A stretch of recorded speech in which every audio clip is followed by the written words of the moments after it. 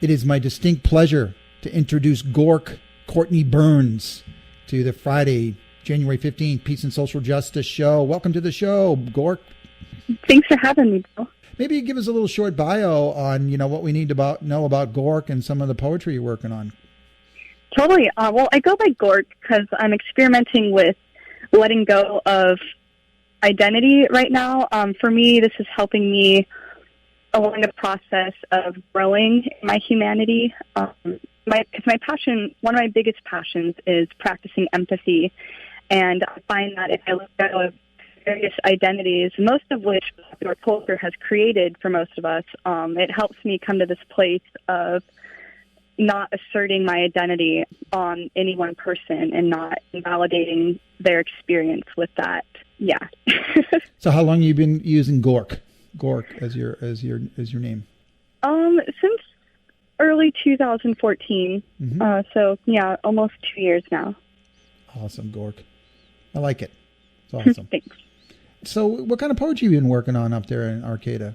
A lot of my poetry at first came from a place of pain, trying to make sense of the suffering that I've experienced and transforming it into a form of beauty for those who also practice empathic listening and have kindness in their heart, which it has been great speaking my poetry, my truth, and being accepted and embraced by people, because I do struggle with depression and anxiety and PTSD, and one of the things that really helps me call it my trauma brain, when trauma brain is present, kindness and their love and their acceptance of who I am, no matter what mental state I'm in. It'd be really nice to talk about that a little bit, because part of the themes for the youth program we're going to do at the Poor People's Palooza and Film Festival is about affordable housing, but it also is about the power and beauty and healing process of, using the written word as a way to heal. So maybe if you could expand on that a little bit. Yeah, one of the first things I realized when I started writing was I was writing down stories that I've been living as a little girl. And when I was a little girl, I was abused and neglected. So when I made sense of the world, it was in a distorted way because I had no adults in my life to help guide me through that process. And so coming into being an adult, realizing that I was actually causing a lot of my own suffering at some point because of these stories that I had with me. So when I started writing, those stories started coming out of me. And when I saw them on paper, I saw how ridiculous they were. Like, for instance, one story that I made up as a little girl was, looking at my alcoholic mom and my meth addict father who weren't able to take care of me, and seeing all these other people's parents able to take care of them. I was like, well, what's wrong with me that my parents can't love me? So there was that first harmful story that, carried with me and just kept chipping away at my sense of self-worth throughout my life. And so that was probably the hardest story to learn to let go of too. But, since then I've been able to unconditionally love myself and radically accept myself, which has been tremendous for my healing. What I really like about your work is you kind of take the pain and suffering that you had through your childhood growing up, and you use it as a vehicle to help other people through your written word and human expression. How could you expand on that for the listeners?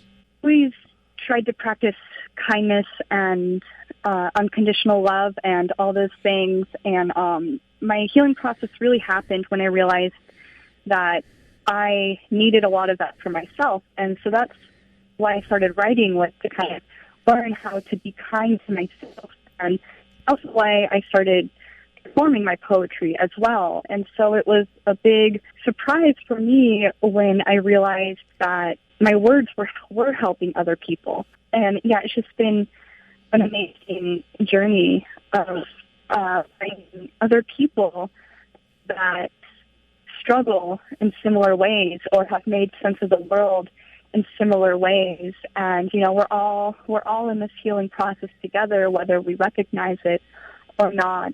And that's probably been the greatest thing about becoming a spoken word poet, is just finding that community of others who are learning how to let go of their pain and transform their pain, and learning how to harbor and practice compassion and kindness and empathy. So as someone that's seen you in a performing environment, particularly at 6th Street last year for that open mic, I could just see how much you lifted those youth up, because they could see you having that strength and having that will and having that skill of actually being able to communicate in a powerful, powerful way. And it gave them strength, people, I mean, that's kind of human nature. You see someone that's up there doing what you'd like to do, or, speaking some same thoughts that you have that you'd like to get out. It makes it easier for everybody else, Let's transition to affordable housing. What would you say about affordable housing and making it more? I shouldn't even say more. We are in an absolute crisis situation with affordable housing. So you have a few words on that? Affordable housing explained with Gork from Arcata, California. Yeah, I'm definitely all for the, is it called Housing First?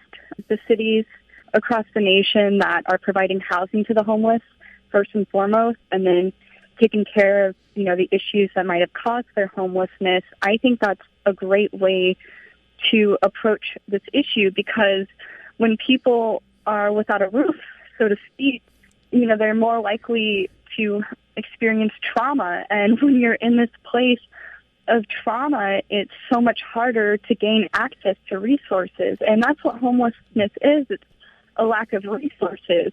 So it's never quite made sense to me that we don't homeless people homes first and then address mental health issues and then address addiction issues, because then it's, we're taking them out of the traumatic experience of being homeless and being criminalized by police and other privileged members of the community that seem to be disconnected from what it is to be human and struggling.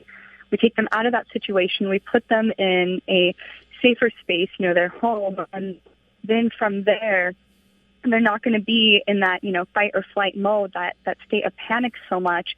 And then we can start addressing these other issues that might have led to their homelessness. Yeah, absolutely. And I was talking with the Enterprise Record. They were kind of doing an interview for the press release, a forward preview.